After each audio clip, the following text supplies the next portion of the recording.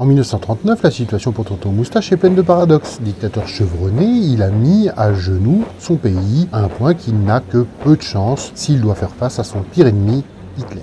Un autre gentil Tonton Moustache allemand qui, à cette époque, a fait 1000 fois moins de victimes que lui. Non seulement il va s'en sortir, mais en prime il va s'en tirer avec une image de héros.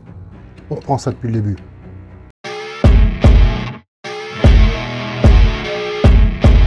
En 1939, le petit père des peuples a passé les 20 dernières années à tout simplement tailler en pièces les élites russes pour assurer son pouvoir, faisant déjà 6 à 12 millions de morts sur son passage. Compte 50 000 à tout casser pour l'autre petit joueur allemand, l'air de rien. Depuis la guerre de Pologne, Staline est reconnaissable à certains signes particuliers. C'est une truffe en sciences militaires et il n'a pas inventé la roue et éradique toutes les élites sur son passage. Les responsables de haut rang comme les ingénieurs, il les déteste. Hitler, autre illustre Tonton Moustache, met le communisme en tête des menaces à éradiquer dès 1919. Donc basiquement, même si Staline n'est pas une flèche en stratégie, il sait en 1939 que les nazis finiront tôt ou tard en guerre contre lui.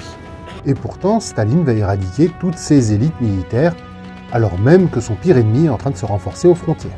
Le pacte germano-soviétique de 1939 va finalement arranger un peu tout le monde. Hitler ayant d'autres priorités en France, les deux dictateurs fixent des zones d'influence, qui ne sont pas une invention russe, mais que Staline saura manipuler assez habilement. Ainsi, petite clause qui fait plaisir au pacte de non-agression, le partage de la Pologne entre l'Allemagne et les Soviétiques. La Pologne qui accessoirement est sous protection alliée, mais ceux-ci ne bougeront presque pas une oreille pour la défendre. Les Japonais et le monde entier ne goûtent pas vraiment à la blague. Déjà car Tokyo pensait avoir un coup de main d'Hitler, son allié, pour venir à bout des Soviétiques. Et aussi car les Alliés pensaient candidement que l'ennemi de leur ennemi serait leur ami. Car on le sait peu, mais l'armée rouge en 1939 est déjà en guerre contre les Japonais depuis plusieurs années.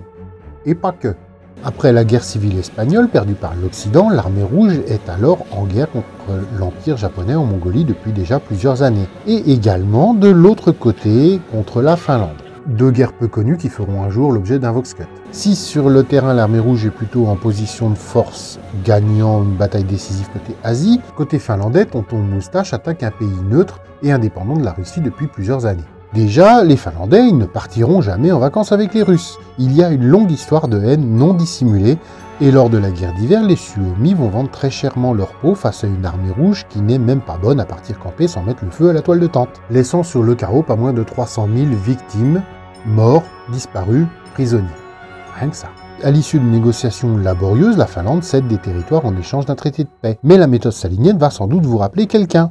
On force malgré des pertes hors normes, on fait traîner les négociations à n'en plus finir, avant de finalement arracher un traité plutôt favorable alors qu'on est en difficulté sur le terrain. Côté Asie, en avril 1941, les Soviétiques autant que les Japonais n'ont pas d'autre choix que de signer un pacte de non-agression. Et encore une fois, tout le monde y trouve son intérêt. Les Japonais car ils se prennent une déculottée sans précédent, à un point qu'ils décident de s'en retourner joyeusement vers le Pacifique, et les Soviétiques car dans l'ordre des dangers, les nazis sont bien plus dangereux que les Japonais. C'est ainsi, dans ce contexte digne des meilleurs shorts de Vox Chronica, qu'en juin 1941, Hitler décide de lancer l'opération Barbarossa. Alors on va remettre les vaches au milieu du pré, ou plutôt le Kremlin au milieu de la place rouge, comme vous voulez. Vers l'été 1941, la situation est plus que favorable pour les forces de l'Axe. La France est KO, l'Angleterre quasiment inoffensive malgré une victoire en progrès dans la bataille du même nom. Tonton Adolphe va donc se dire que la Russie, ça va passer. C'est ainsi dans la joie et la bonne humeur que l'attaque est lancée à 2 jours près, à la même date que la campagne de Russie de Napoléon. Si ça c'est pas le karma, tout au long de l'été, c'est une véritable déculottée que va prendre l'armée rouge. Certaines sources avancent même un bilan de 100 000 morts dès le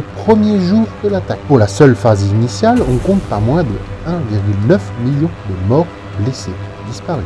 Dès l'automne, les Allemands ne sont vraiment pas loin de Moscou.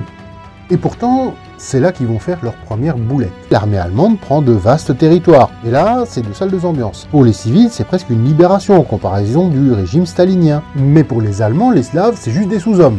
Si une partie des populations vont s'engager aux côtés des Allemands, de leur côté, les Russes vont pouvoir compter sur leurs plus vieux alliés, les partisans et le général Hiver. Et l'échec allemand sur Moscou va signer la fin de la Blitzkrieg sur le front Ouest. Et de son côté, Tonton Moustache va commencer à pouvoir s'organiser alors que l'armée allemande montre ses premiers signes de faiblesse. Il déménage littéralement les usines de l'ouest du pays jusqu'en Sibérie, là où les Allemands n'iront jamais. Après Moscou, le mythe de l'invincibilité de la Wehrmacht va prendre un sérieux coup dans l'aile. Stalingrad devient ensuite le tournant stratégique décisif, avec l'encerclement et la destruction de la 6e armée allemande, course qu'en 1943 confirme définitivement l'initiative soviétique, la Wehrmacht perdant sa capacité offensive à l'Est. Cette organisation de la résistance défensive à la contre-offensive victorieuse illustre parfaitement la transformation de l'armée rouge, d'une force surprise et désorganisée, en une machine de guerre redoutable. Bon, ça se fait pas non plus avec des papouilles. Soit tu vas te battre, soit tu meurs. Pareil pour les civils, et ça porte un nom. Cette terminologie soviétique transforme astucieusement une guerre idéologique en une épopée nationale et patriotique. Le régime stalinien réussit ainsi à effacer les aspects les plus sombres des purges d'officiers, les collaborations, les désastres initiaux, pour magnifier l'héroïsme populaire et la résistance. Et surtout légitimer le pouvoir soviétique par la victoire. Un mythe fondateur qui perdure encore aujourd'hui dans la mémoire russe, démontrant l'efficacité de cette construction narrative qui fait de ces résistances successives les piliers d'une identité nationale victorieuse. En 1943, Staline n'a guère de choix que de quémander l'aide des Alliés. Et côté américain, on répond à peu près présent, car personne n'est vraiment dupe au sujet de Staline. Et d'ailleurs, on a déjà parlé sur votre Chronica de l'aide très sélective des Alliés. Sur le terrain, l'armée rouge taille en pièces l'armée centre, capture l'Ukraine. La stratégie quant à elle n'est pas vraiment digne de l'école de guerre. Que ça plaise ou non, la stratégie communiste n'a jamais vraiment volé bien haut. C'est là tout le paradoxe. Si du côté de l'Axe on met tous les espoirs dans les armes miracles, que les États-Unis, eux, comptent sur la production de masse et un entretien facile, du côté de l'armée rouge, on est dans un autre délire. Si le mythe de un fusil pour 2 soldats c'est un mytho complet, du côté de l'armée rouge, on va commencer un petit peu à s'intéresser niveau stratégie. Mais façon russe. Là où donc en 41-42 on fonçait littéralement dans le tas sans trop réfléchir, faute d'encadrement et de matériel moderne, après la bataille de course on va miser sur la stratégie de la masse. Mais pas pareil. Dans la bataille de course, c'est 3000 blindés allemands contre 5000 russes. L'attaque est absorbée. Avec 50% de pertes côté russe, mais ça passe. Quand en 1945 l'armée rouge entre dans le Reich, c'est en position de force absolue. Elle compte 11 millions d'hommes, soit pareil que les États-Unis, mais sur un seul front. Et alors qu'au duel des crevures, Staline est sur le point de mettre KO Hitler, va se dérouler un épisode qui aura des conséquences jusque de nos jours. Ainsi, du 4 au 11 février 1945 s'ouvre la conférence de Yalta, plus connue de nos jours comme un partage du monde entre Russie et Occident. Mais si t'es un petit love cash et que t'es habitué de Vox Chronica, tu vas forcément me dire que c'est beaucoup plus barré que ça. Et t'as raison. Ainsi, en février 1945, la guerre en Europe fait assez peu de doute quant à son issue. L'armée rouge à elle seule est plus puissante que toutes les armées alliées réunies. Les États-Unis ne peuvent pas encore s'appuyer sur le chantage atomique pour imposer leur point de vue. En bref, Tonton Moustache peut clairement abuser de sa position de force. L'armée rouge ayant déjà capturé Pologne, Hongrie et Roumanie, les Alliés, eux, sont encore bien loin de Berlin. Quand Staline s'impose comme celui qui a sauvé l'Europe du fascisme, personne ne va vraiment le contredire, car on a besoin de lui pour venir à bout du Japon. Enfin, pas trop non plus. Enfin, ça, c'est une autre histoire.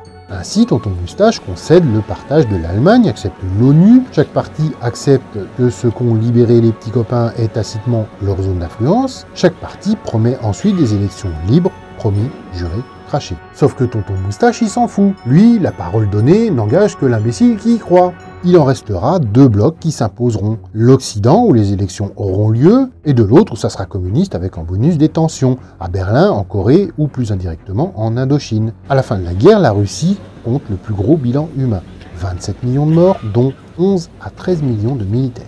Et 6 à 9 millions de morts civiles dus à la répression stalinienne. Ça c'est cadeau. Et sur les 3 millions de prisonniers allemands, 1 million qui ne rentreront tout simplement jamais. En juillet 1945, la bombe atomique va un tant soit peu changer la donne. D'un côté, pour les Américains, la bombe atomique est l'arme fatale pour établir le nouvel ordre mondial. L'ONU, le système financier, c'est clairement des choses imposées par la bombe. En bonus, le plan Marshall. Je te donne du pognon, mais en échange, tu n'empêcheras jamais Oncle Sam de faire ce qu'il veut. Pour Tonton Moustache, c'est juste une affaire de patience. Il a ses taupes dans le projet Manhattan. Après 1945, Staline n'est plus vraiment pote avec les Alliés, ne pouvant ni manipuler ni négocier. Il se tait. Jusqu'en 1949, où la Russie entre dans le club atomique. Tonton Moustache est toujours autant dans la paranoïa, les purges sont discrètes mais ciblées. Après-guerre, on parle de 20 000 exécutions et 100 000 déportés. Mais preuve que tout le monde ne lui veut pas forcément du bien, Tito prend ses distances avec lui en 1949 au même moment que Mao. Depuis 1945, Kim Il-sung, de son petit coin de Corée du Nord, un bout de pays capturé par l'armée rouge à l'entrée en guerre contre le Japon, et si vous avez compris la règle maintenant, ce que tu captures est ta zone d'influence, personne n'y touchera, depuis 1950, Papy Kim s'est donné les moyens de son grand plan, réunifier toute la Corée sous son influence. Ainsi, jusqu'en avril 1950, il va littéralement harceler Staline pour obtenir son autorisation d'attaquer. Un délire de l'ordre de 2 télégrammes et demi par mois pour demander l'autorisation à Staline d'attaquer. Mais ça, bien sûr, le juge, il ne t'en parlera jamais. Et le truc, c'est que Tonton Moustache n'a pas du tout l'envie de se battre directement contre les Américains. Il va donc accepter et la jouer à sa manière, manipuler et mystifier tout le monde. Staline autorise donc l'attaque, en se disant que Mao va bien se démerder avec ça, puisqu'il est allié direct de la Corée du Nord, et c'est ainsi dans la joie et la bonne humeur que Papy Kim décide, selon le canot officiel, d'aller libérer de lui-même le Sud. En vrai, il a attaqué quand on lui a donné l'autorisation. En prime, au bout de 6 mois, c'est une véritable débandade. Il prend une volée mémorable. Les troupes nord-coréennes sont à la frontière chinoise. Mao doit intervenir. Ainsi, dès 1951, Chinois et Américains surtout veulent faire la paix et négocient dans ce sens. Sauf Tonton Moustache. Comme à son habitude, il va bloquer toute négociation de paix et laisser pourrir la situation, quitte à inventer des incidents. Durant 2 ans, on n'avance pas, l'armistice n'intervenant que quelques mois après la mort de Staline. Staline meurt en 1953, après 30 ans d'un règne sanglant. À peine son corps refroidi, Khrouchtchev balance tout, dénonciation de crimes, culte de la personnalité décriée, statut déboulonné, mais la déstalinisation reste incomplète et sera même partiellement inversée sous Brejnev. La mémoire qui oscille selon les époques. En Russie, de nos jours, il est clairement réhabilité par Poutine, alors qu'en Occident, il reste un symbole absolu du mal et du totalitarisme rouge. Il restera un tyran qui n'épargnait personne, pas même sa famille. Il laisse mourir son fils Yakov en captivité. Sa seconde épouse Nadejda se suicide en 1932 après une dispute avec lui. Le système de terreur dépasse les frontières soviétiques, purge dans les partis communistes européens, soutien à des régimes répressifs, exportation des méthodes staliniennes, industrialisation forcée, collectivisation brutale, l'usage de la famine comme une arme politique qui crée un modèle qui inspirera d'autres dictateurs. Et finalement, Staline, c'est 20 millions de morts, quasiment autant, voire même plus, que Hitler. Et le plus important, qu'est-ce que vous pensez de ça ?